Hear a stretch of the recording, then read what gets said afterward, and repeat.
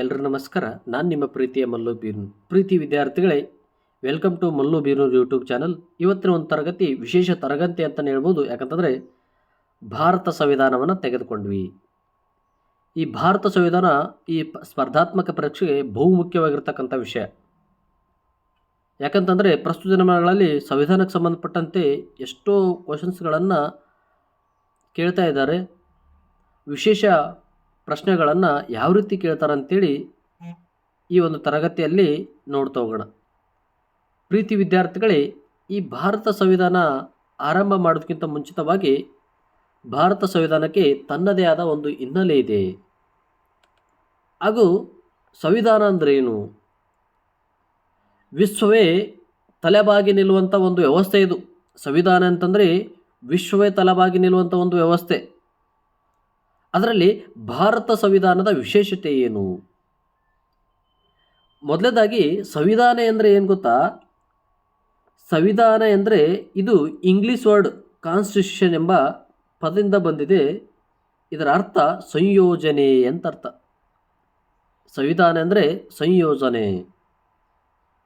ಇನ್ನು ಅರ್ಥದಲ್ಲಿ ಹೇಳ್ಬೇಕಂತಂದರೆ ಸಂವಿಧಾನ ಅಂದರೆ ಏನು ಗೊತ್ತಾ? ಒಂದು ರಾಷ್ಟ್ರದ ಆಡಳಿತ ನಡೆಸಲು ನಿರ್ದೇಶನ ನೀಡುವ ಕಾನೂನುಗಳ ತತ್ವಗಳ ಸಂಕಲನವೇ ಏನಂತ ಕರಿತೀವಿ? ಸಂವಿಧಾನ ಅಂತ ಕರಿತೀವಿ. ಅಂತಂದ್ರೇನು? ಒಂದು ರಾಷ್ಟ್ರ ಆಡಳಿತ ನಡೆಸ್ತದಲ್ಲ, ಆಡಳಿತದಲ್ಲಿ ನಿರ್ದೇಶನ ನೀಡತಕ್ಕಂಥ ಒಂದು ವ್ಯವಸ್ಥೆ. ಸರ್ಕಾರವು ಆಡಳಿತ ನಡೆಸಲು ರಚಿಸಬೇಕಾಗಿರುವ ರೂಪುರೇಷೆಗಳು ಅಂದ್ರೇನು? ರೂಲ್ಗಳು, ನಿಯಮಗಳು. ದೇಶದ ಎಲ್ಲರಿಗೆ ಒಂದೇ ರೀತಿಯ ಕಾನೂನು ವ್ಯವಸ್ಥೆ ಇರಬೇಕು.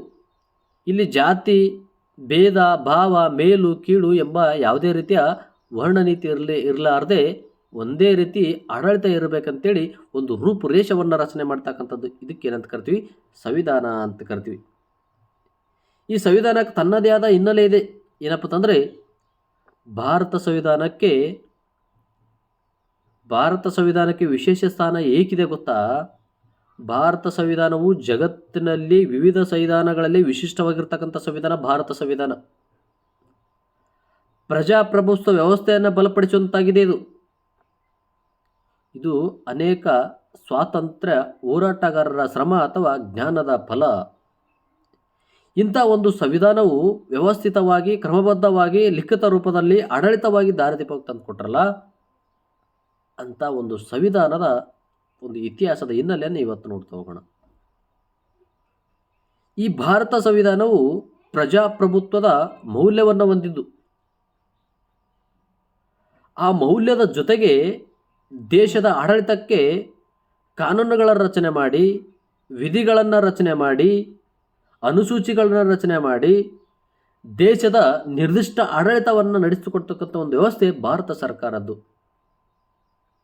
ಹಾಗಾದರೆ ಸರ್ಕಾರ ಅಂದ್ರೇನು? ಸರ್ಕಾರ ಹೇಗಿರಬೇಕು?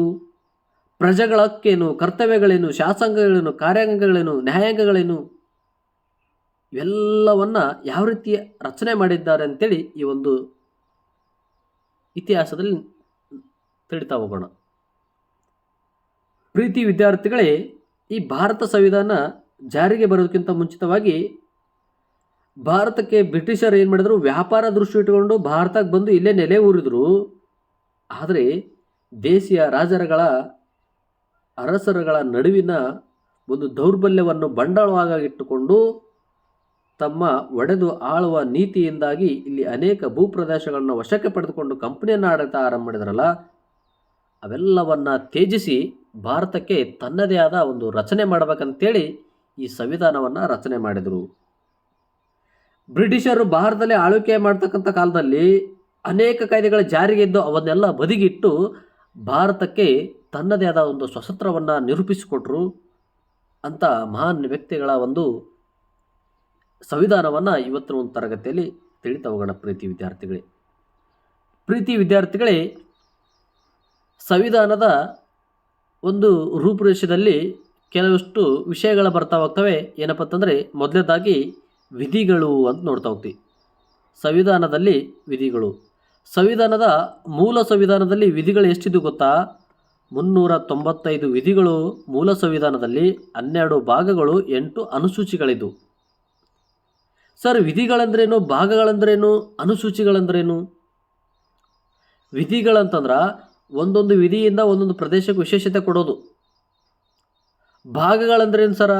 ಭಾಗಗಳಂತ ವಿಧಿಗೆ ಸಂಬಂಧ ವಿಶೇಷ ಸವಲತ್ತನ್ನು ಕೊಡೋದು. ಅನುಸೂಚಿಗಳಂತಂದರೆ ಅದೇ ಭೂ ಪ್ರದೇಶಕ್ಕೆ ಏನಾದರೂ ವ್ಯವಸ್ಥೆ ಅಂದರೆ ಒಂದು ಕಾನೂನುಬದ್ಧವಾಗಿ ವ್ಯವಸ್ಥೆಯನ್ನು ನಡೆಸೋದು. ಹೀಗೆ ಮೂಲ ಸಂವಿಧಾನದಲ್ಲಿ 395 ವಿಧಿಗಳಿದ್ದರೆ 12 ಭಾಗಗಳಿದ್ದರೆ 8 ಅನುಸೂಚಿಗಳಿದ್ವು. ಆದರೆ ಪ್ರಸ್ತುತ ಸಂವಿಧಾನದಲ್ಲಿ ಏನಪ್ಪ ಅಂತಂದರೆ 465ಕ್ಕಿಂತ ಹೆಚ್ಚು ವಿಧಿಗಳದವ, 25 ಭಾಗಗಳದವ, 12 ಅನುಸೂಚಿಗಳದವ. 465 ವಿಧಿಗಳು ಮತ್ತು 25 ಭಾಗಗಳು, 12 ಅನುಸೂಚಿಗಳು ಪ್ರಸ್ತುತ ಇದ್ದರೆ ಇದರಲ್ಲಿ ಕೆಲವು ವಿಧಿಗಳು ಮಾತ್ರ ಇಂಪಾರ್ಟೆಂಟು. ಕಾಂಪಿಟೇಟಿವ್ ಫೀಲ್ಡಿಗೆ ಸಂಬಂಧಪಟ್ಟಂತೆ, ಸ್ಪರ್ಧಾತ್ಮಕ ಪರೀಕ್ಷೆಗಳಿಗೆ ಸಂಬಂಧಪಟ್ಟಂತೆ ಎಲ್ಲ ವಿಧಿಗಳನ್ನು ಬಾಯ್ಪಾಟ್ ಮಾಡೋ ಅವಶ್ಯಕತೆ ಇಲ್ಲ. ಕೆಲವು ವಿಧಿಗಳನ್ನ ಬಾಯ್ಪಾಟ್ ಮಾಡೋದು, ಕೆಲವು ಇಂಪಾರ್ಟೆಂಟ್ ವಿಧಿಗಳು. ಉದಾಹರಣೆ, ನಾವು ಹೈದರಾಬಾದ್ ಕರ್ನಾಟಕ ವಿಶೇಷತೆ ವಿಧಿಗಳ ಬಗ್ಗೆ ಅಧ್ಯಯನ ಮಾಡೋದು, ತಿದ್ದುಪಡಿಗಳ ಬಗ್ಗೆ ಅಧ್ಯಯನ ಮಾಡೋದು, ಆಮೇಲೆ ಭಾಗಗಳ ಬಗ್ಗೆ ಅಧ್ಯಯನ ಮಾಡೋದು. ಆಮೇಲೆ ಈ ಸಂವಿಧಾನದ ವಿಧಿಗಳು, ಭಾಗಗಳು, ಅನುಸೂಚಿಗಳಾದ ತಿದ್ದುಪಡಿಗಳು ಬರ್ತಾವೆ. ಒಟ್ಟು 105 ತಿದ್ದುಪಡಿಗಳದಾವ ಈಗ. ಅದಾದ ನಂತರ ಯಾವ ರೀತಿ ಭಾಗಗಳು ಓದಬೇಕು, ವಿಧಿಗಳು ಓದಬೇಕು, ಒಂದು ಸಂಕ್ಷಿಪ್ತ ರೀತಿಯಲ್ಲಿ ಇವತ್ತು ಒಂದು ತರಗತಿಯಲ್ಲಿ ನಿಮಗೆ ತಿಳಿಸ್ತಾ ಹೋಗ್ತೀನಿ.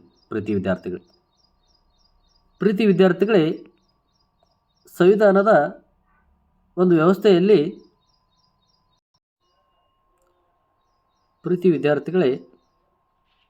ಈ ಸಂವಿಧಾನ ರಚನೆ ಆಗೋದಕ್ಕಿಂತ ಮುಂಚಿತವಾಗಿ ಸಂವಿಧಾನಕ್ಕೆ ತನ್ನದೇ ಆದ ಬೆಳವಣಿಗೆಗಳನ್ನು ಒಳಗೊಂಡಿದೆ. ಆ ಬೆಳವಣಿಗೆ ಏನಂತೇಳಿ ಇವತ್ತಿನ ಒಂದು ತರಗತಿಯಲ್ಲಿ ನೋಡ್ತಾ ಹೋಗೋಣ. ನವೆಂಬರ್ 26, 1949ರಂದು ಅಂಗೀಕರಿಸಲ್ಪಟ್ಟ ಭಾರತ ಸಂವಿಧಾನವು ಜನವರಿ 26, 1949ರಂದು ಅಂಗೀಕೃತವಾಗಿ ಜಾರಿ ಮಾಡಲಾಯಿತು. ಆದರೆ ಸಂವಿಧಾನ ಜಾರಿಗೆ ಬರುವಂತೆ ಮುಂಚಿತವಾಗಿ ತನ್ನದೇ ಆದ ಬೆಳವಣಿಗೆಗಳು, ಇತಿಹಾಸವನ್ನು ಹೊಂದಿದ್ದು ಸಂವಿಧಾನದ ಬೆಳವಣಿಗೆಯ ಪೂರಕ ಕಾಯ್ದೆಗಳನ್ನು ರಚಿಸಲ್ಪಟ್ಟಿದೆ. ಈ ಸಂವಿಧಾನ ರಚನೆ ಮಾಡಿಕೊಂಡ್ವಲ್ಲ, ಆ ರಚನೆ ಮಾಡೋದಕ್ಕಿಂತ ಮುಂಚಿತವಾಗಿ ಕೆಲವು ಕಾಯ್ದೆಗಳು ಅನುಗುಣವಾಗಿ ನಾವು ಸಂವಿಧಾನವನ್ನು ರಚನೆ ಮಾಡಿಕೊಂಡ್ವಿ. ಯಾಕಂತಂದರೆ ಬ್ರಿಟಿಷರ ಆಡಳಿತ ನೀತಿಯಿಂದಾಗಿ ಕೆಲವು ಕಾಯ್ದೆಗಳು ಅವರು ಅಳವಡಿಸ್ಕೊಂಡಿದ್ರು. ಆ ಎಲ್ಲ ಕಾಯ್ದೆಗಳನ್ನು ಬದಿಗಿಟ್ಟು ಭಾರತೀಯರಿಗೆ ಸಂಬಂಧಪಟ್ಟಂತೆ, ಭಾರತೀಯರಿಗೆ ಅನುಕೂಲವಾಗುವಂತೆ ನಾವು ಸಂವಿಧಾನವನ್ನು ರಚನೆ ಮಾಡಿಕೊಂಡ್ವಲ್ಲ, ಆ ಸಂವಿಧಾನದ ಆ ಬೆಳವಣಿಗೆನ ಈ ಒಂದು ತರಗತಿಯಲ್ಲಿ ನೋಡ್ತಾ ಹೋಗೋಣ. ಪ್ರೀತಿ ವಿದ್ಯಾರ್ಥಿಗಳೇ, ಮೊದಲನೇದಾಗಿ ರೆಗ್ಯುಲೇಟಿಂಗ್ ಕಾಯ್ದೆ ಅಂತ ನೋಡ್ತಾ ಹೋಗ್ತೀವಿ. ಇದು ಸಂವಿಧಾನದ ಬೆಳವಣಿಗೆಯ ಮೊದಲನೇ ಕಾಯ್ದೆ. ಇದು 1773ರ ಜಾರಿಗೆ ಬಂದಿರತಕ್ಕಂಥ ಒಂದು ಕಾಯ್ದೆ. ಇದು ಭಾರತ ಸಂವಿಧಾನಕ್ಕೆ ಸಂವಿಧಾನಾತ್ಮಕ ಬೆಳವಣಿಗೆ ಇತಿಹಾಸದಲ್ಲಿ ಪ್ರಥಮ ಲಿಖಿತ ದಾಖಲೆಯಾಗಿದೆ. ಅಂದ್ರೇನು, ನಾವು ಭಾರತ ಸಂವಿಧಾನ ವಿದ್ವಾಂಸರೇನು ಬರೆದ್ರಲ್ಲ, ಅದಕ್ಕೆ ಬರಬೇಕಾದ್ರೆ ಇದು ಮೊದಲ ಲಿಖಿತ ದಾಖಲೆಯಾಗಿದೆ. ಇದರಿಂದ ಕೆಲವು ಅಂಶಗಳನ್ನು ತೆಗೆದುಕೊಳ್ತಾರೆ. ಇದು ಬ್ರಿಟಿಷ್ ಈಸ್ಟ್ ಇಂಡಿಯಾ ಕಾಯ್ದೆಯ ಕಂಪನಿಯ ಮೇಲೆ ನಿಯಂತ್ರಣ ತಂದ ಕಾಯ್ದೆ. ಏನು ಬ್ರಿಟಿಷರು ಭಾರತದಲ್ಲಿ ತಂದು ತಮ್ಮ ಕಂಪನಿಗಳನ್ನು ಆರಂಭ ಮಾಡಿದಾರಲ್ಲ, ಆ ಕಂಪನಿಗಳ ಮೇಲೆ ಒಂದು ಹಕ್ಕನ್ನು ಚಲಾಯಿಸ್ತಕ್ಕಂಥ ಕಾಯ್ದೆ ಈ ನಮ್ಮ ರೆಗ್ಯುಲೇಟಿಂಗ್ ಕಾಯ್ದೆ. ಅವರು ತಮ್ಮದೇ ಆದ ಕೆಲವು ರೂಪುರೇಷೆಗಳನ್ನ ಮಾಡಿಕೊಂಡಿದ್ರು, ಕೆಲವು ನಿಯಮಗಳನ್ನ ಮಾಡಿಕೊಂಡ್ರು. ಭಾರತೀಯರಿಗೆ ಕೆಲವು ನೀತಿ ನಿಯಮಗಳನ್ನ ಅಳವಡಿಸ್ಕೊಳ್ತಾ ಇರಲಿಲ್ಲ. ಅಂಥದ್ದನ್ನು ಈ ಕಂಪನಿ ಏನು ಕಾಯ್ದೆ ಇದೆಯಲ್ಲ, ಅದನ್ನು ತಡೆಗಟ್ಟಿ ಭಾರತಕ್ಕೆ ತನ್ನದೇ ಆದ ಸಂವಿಧಾನವನ್ನು ಅಳವಡಿಸ್ಕೊಡ್ಬೇಕು ಅಂತೇಳಿ ಈ ಒಂದು ರೆಗ್ಯುಲೇಟಿಂಗ್ ಆ್ಯಕ್ಟನ್ನು ಜಾರಿಗೆ ತಂದರು. ಕ್ರಿಸ್ತಶಕ 1599ರಲ್ಲಿ ಕೆಲವು ವರ್ತಕರು ಸೇರಿಕೊಂಡು ಬ್ರಿಟಿಷ್ ಈಸ್ಟ್ ಇಂಡಿಯಾ ಕಂಪನಿಯನ್ನು ಸ್ಥಾಪಿಸಿದರು. ಆದರೆ ಸ್ಥಾಪಿಸಿ ಏನು ಮಾಡಿದ್ರಪ್ಪ ಅಂದರೆ ತಮ್ಮದೇ ಆದ ರೂಪುರೇಷೆಗಳನ್ನ ಮಾಡಿಕೊಂಡಿದ್ರು. ಆ ನಂತರ ಈ ಬ್ರಿಟಿಷ್ ಈಸ್ಟ್ ಇಂಡಿಯಾ ಕಂಪನಿ ಕ್ರಿಸ್ತಶಕ 1600ರಲ್ಲಿ ಬ್ರಿಟನ್ ರಾಣಿಯ ಎಲಿಜಬೆತ್ ಅವರಿಂದ ಸಮ್ಮತಿ ಪಡೆದು ವ್ಯಾಪಾರ ಉದ್ದೇಶ ಇಟ್ಟುಕೊಂಡು ಭಾರತಕ್ಕೆ ಬಂದರು. ಇವರು ಏನು ಮಾಡಿದ್ರು ಅಂತಂದರೆ, ಮೊದಲು ಏನು ಹೇಳಿದ್ರು, ಬರೀ ವ್ಯಾಪಾರ ಮಾಡ್ತು ಅಂತೇಳಿ ಬ್ರಿಟನ್ನ ರಾಣಿ ಎಲಿಜಬೆತ್ ಅವರಿಂದ ಸಮ್ಮತಿ ಪಡ್ಕೊಂಡು ಭಾರತಕ್ಕೆ ಬಂದರು. ಆದರೆ ಇವರು ಬರೀ ವ್ಯಾಪಾರ ಮಾಡಲಿಲ್ಲ, ಇಡೀ ದೇಶವನ್ನು ಒಡೆದು ಆಳತಕ್ಕಂಥ ಒಂದು ನೀತಿಯನ್ನು ಮಾಡಿದರು. ಈ ರೆಗ್ಯುಲೇಟಿಂಗ್ ಕಾಯ್ದೆಯ ಪ್ರಮುಖ ಬದಲಾವಣೆಗಳು ಏನೇನಾದವು ಅಂತೇಳಿ ಈ ಒಂದು ತರಗತಿಯಲ್ಲಿ ನೋಡೋಣ. ಈ ರೆಗ್ಯುಲೇಟಿಂಗ್ ಕಾಯ್ದೆಯ ಪ್ರಮುಖ ಬದಲಾವಣೆಗಳಂತಂದರೆ, ಇಲ್ಲಿ ಬಂಗಾಳವನ್ನು ಆಳ್ತಕ್ಕಿಂತ ಜನರಲ್ ಇದ್ದರು. ಯಾರತ್ತಂದರೆ, ಪ್ರಥಮವಾಗಿ ಬಂಗಾಳದ ಗವರ್ನರಾಗಿ ಅಧಿಕಾರ ವಹಿಸಿಕೊಂಡವರು ರಾಬರ್ಟ್ ಕ್ಲೈವ್. ಅದನ್ನು ಏನು ಮಾಡಿದೆ ಅಂತಂದರೆ, ಪ್ರಥಮವಾಗಿ ಬಂಗಾಳದ ಗವರ್ನರ್ ಇದ್ರಲ್ಲ, ಆ ಬಂಗಾಳದ ಗವರ್ನರ್ ಜನರಲ್ ಆಗಿ ಬದಲಾಯಿಸಿತು. ಅಂದ್ರೂ ಆ ಗವರ್ನರ್ ಕೈ ಇರತಕ್ಕಂಥ ಅಧಿಕಾರವನ್ನು ಸ್ವಲ್ಪ ಗವರ್ನರ್ ಜನರಲ್ ಕೈ ಕೊಟ್ಟು ಆ ಅಧಿಕಾರವನ್ನು ಚೇಂಜ್ ಮಾಡಿದರು. ಈ ಬಂಗಾಳದ ಪ್ರಥಮ ಗವರ್ನರ್ಗೆ ಅಧಿಕಾರ ವಹಿಸಿಕೊಂಡವರು ರಾಬರ್ಟ್ ಕ್ಲೈವ್. ಆದರೆ 1765ರಲ್ಲಿ ರಾಬರ್ಟ್ ಕ್ಲೈವ್ ಅವರು ಬಂಗಾಳದ ಗವರ್ನರ್ ಆಗಿ ಅಧಿಕಾರ ವಹಿಸಿಕೊಂಡ್ರು. ಆ ನಂತರ ಈ ರೆಗ್ಯುಲೇಟಿಂಗ್ ಕಾಯ್ದೆಯಿಂದ ಬಂಗಾಳದ ಗವರ್ನರ್ ಜನರಲ್ ಐತಲ್ಲ, ಆ ಗವರ್ನರ್ ಜನರಲ್ ಹುದ್ದೆಯನ್ನು ವಹಿಸಿಕೊಂಡರು ಅಂತಂದರೆ ವಾರ್ನ್ ಐಸ್ಟಿಂಗ್ ಅಂತೇಳಿ. ಇಲ್ಲಿವರೆಗೆ ಸ್ವತಂತ್ರವಾಗಿದ್ದ ಬಂಗಾಳ, ಬಾಂಬೆ, ಮದ್ರಾಸ್ ಈ 3 ಪ್ರಾಂತ್ಯಗಳಲ್ಲಿ ಗವರ್ನರ್ ಜನರಲ್ ಹುದ್ದೆಗೆ ನಿಯಂತ್ರಣ ತಂದುಕೊಟ್ಟಿತ್ತು. ಏನಾಗೈತಪ್ಪ ಅಂತಂದರೆ, ಈ ಬಂಗಾಳ, ಬಾಂಬೆ, ಮದ್ರಾಸ್ ಈ ಸಂಸ್ಥೆಗಳಿದ್ವಲ್ಲ, ಇಲ್ಲಿ ಇವು ಸ್ವತಂತ್ರವಾಗಿದ್ದು ತಮ್ಮದೇ ಆದ ಆಡಳಿತ ಮಾಡ್ತಾಯಿದ್ವು, ತಮ್ಮದೇ ಆದ ರೂಲ್ ಮಾಡ್ತಾಯಿದ್ವು. ಆದರೆ ಈ ಜನರಲ್ ಹುದ್ದೆಯಿಂದಾಗಿ ಅವೆಲ್ಲವೂ ಈ ಜನರಲ್ ಅಧಿಕಾರಕ್ಕೆ ಒಳಪಟ್ಟವು. ಆನಂತರ ಕ್ರಿಸ್ತಶಕ 1774ರಲ್ಲಿ ಕಲ್ಕತ್ತಾದಲ್ಲಿ ಸುಪ್ರೀಂ ಕೋರ್ಟ್ ಸ್ಥಾಪಿಸಿದರು. ಇದರ ಮೊದಲ ಮುಖ್ಯಸ್ಥರು ಯಾರಾಗಿದೆ ಗೊತ್ತಾ? Sir Elizabeth Impey. ಇದು 1 ಮಾರ್ಕ್ಸಿನ ಕ್ವಶನ್ಸ್ ಕೇಳ್ಬೋದು ಕೇಳಿದರೆ. 1862ರಲ್ಲಿ ಸುಪ್ರೀಂ ಕೋರ್ಟ್ ರದ್ದುಪಡಿಸಿ ಕಲ್ಕತ್ತಾ, ಬಾಂಬೆ, ಮದ್ರಾಸ್ ಎಂಬ 3 ಪ್ರಾಂತ್ಯಗಳಿಗೆ ಪ್ರತ್ಯೇಕ ಹೈಕೋರ್ಟ್ಗಳನ್ನು ಸ್ಥಾಪಿಸಿದರು. ಅವರು 3 ಸಂಸ್ಥೆಗಳಲ್ಲಿ ಬಾಂಬೆ ಆಗಿರ್ಬೋದು, ಮದ್ರಾಸ್ ಆಗಿರ್ಬೋದು, ಬಂಗಾಳ ಆಗಿರ್ಬೋದು, ಅವರು ತಮ್ಮದೇ ಆದ ಆಡಳಿತ ನಡೆಸಿದರೆ ಅದನ್ನೆಲ್ಲವನ್ನು ರದ್ದುಪಡಿಸಿ ಪ್ರತ್ಯೇಕವಾಗಿ ಹೈಕೋರ್ಟ್ಗಳ ಜೋಡಿಸಿದ್ದಾರೆ. ಅಂದರೆ ಎಲ್ಲ ಅಧಿಕಾರವನ್ನು ಹೈಕೋರ್ಟಿಗೆ ವಹಿಸಿದರು. ಯಾವುದರ ವಿಧಿಯಿಂದ? ಈ ರೆಗ್ಯುಲೇಟಿಂಗ್ ಆ್ಯಕ್ಟಿಂದ. ಆಮೇಲೆ ಬರುವುದೇ ಪಿಟ್ಸ್ ಇಂಡಿಯಾ ಕಾಯ್ದೆ. ನೋಡಿ, ರೆಗ್ಯುಲೇಟಿಂಗ್ ಕಾಯ್ದೆ 1773ರಲ್ಲಿ ಬಂದರೆ ಪಿಟ್ಸ್ ಇಂಡಿಯಾ ಕಾಯ್ದೆ 1784ರಲ್ಲಿ ಬರ್ತದೆ. ಇದರ ಉದ್ದೇಶ ಏನು ಗೊತ್ತಾ? ರೆಗ್ಯುಲೇಟಿಂಗ್ ಕಾಯ್ದೆ ಕೆಲವು ಲೋಪದೋಷಗಳನ್ನು ಸರಿಪಡಿಸೋದು. ಈ ಪಿಟ್ಸ್ ಇಂಡಿಯಾ ಕಾಯ್ದೆಯ ಉದ್ದೇಶ ಏನಂತಂದರೆ, ಅಲ್ಲಿ ರೆಗ್ಯುಲೇಟಿಂಗ್ ಕಾಯ್ದೆಯಲ್ಲಿ ಕೆಲವು ರೂಪುರೇಷೆಗಳಿಂದ ಅದನ್ನು ಸ್ವಲ್ಪ ಸರಿಪಡಿಸಿ ಮತ್ತೆ ಹೊಸ ಕಾಯ್ದೆಯನ್ನು ರಚನೆ ಮಾಡೋದು. ಈ ಕಾಯ್ದೆಯಲ್ಲಿ ರೆಗ್ಯುಲೇಟಿಂಗ್ ಕಾಯ್ದೆ ಕೆಲವು ಲೋಪದೋಷಗಳನ್ನು ಸರಿಪಡಿಸಲಾಯಿತು. ಆ ನಂತರ ಏನಾಯಿತು ಗೊತ್ತಾ? ಪಿಟ್ಸ್ ಇಂಡಿಯಾ ಕಾಯ್ದೆಯ ನಂತರ ಒಟ್ಟು 4 ಚಾರ್ಟರ್ ಕಾಯ್ದೆಗಳು ಬರ್ತವೆ. 1793 ಚಾರ್ಟರ್ ಕಾಯ್ದೆ, 1813, 1833, 1853 ಮೋಸ್ಟ್ ಇಂಪಾರ್ಟೆಂಟ್ ಕಾಯ್ದೆಗಳು. ಈ 4 ಚಾರ್ಟರ್ ಕಾಯ್ದೆಯಲ್ಲಿ ತನ್ನದೇ ಆದ ಕೆಲವು ಬದಲಾವಣೆಗಳನ್ನು ಒಳಗೊಂಡು ಬಂದವು. ಆ ಕಾಯ್ದೆಗಳು ಯಾವಂತೇಳಿ ಇವತ್ತಿನ ತರಗತಿಯಲ್ಲಿ ನೋಡೋಣ. ಈ 4 ಚಾರ್ಟರ್ ಕಾಯ್ದೆಗಳೇ ಇಂಡಿಯನ್ ರಾಣಿ 1858 ನವೆಂಬರ್ 1ರಂದು ಭಾರತ ಸರ್ಕಾರ ಕಾಯ್ದೆ ಅಂತೇಳಿ ಹೊರಡಿಸ್ತಾರೆ.